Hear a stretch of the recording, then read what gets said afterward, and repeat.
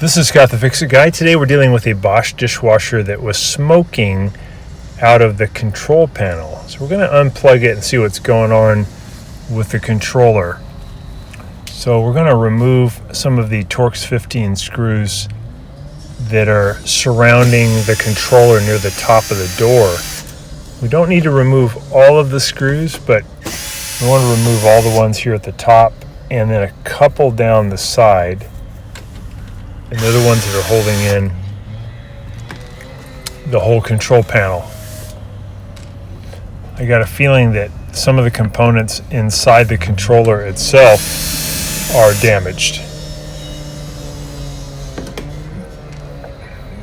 So we're just removing all those screws, and then we're going to grab the control, the whole panel, and we're going to pull it toward us and pull up, and it'll come out.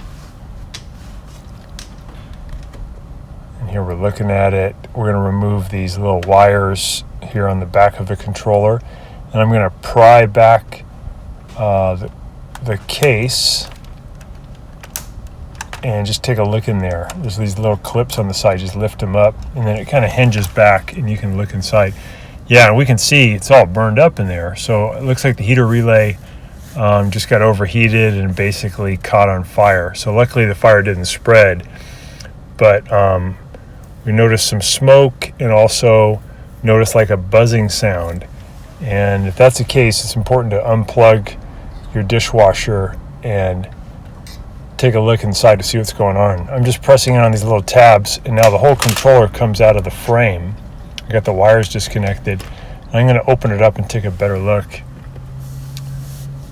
Yeah, so it really got burned up. It looks like everything's still intact except that one relay. That's the heater relay. And it must have got overheated, or somehow there was a short circuit, and we got a lot of damage. There's been a lot of house fires that have come from this too, so nothing to fool with. Just thought I'd show you guys what that looks like.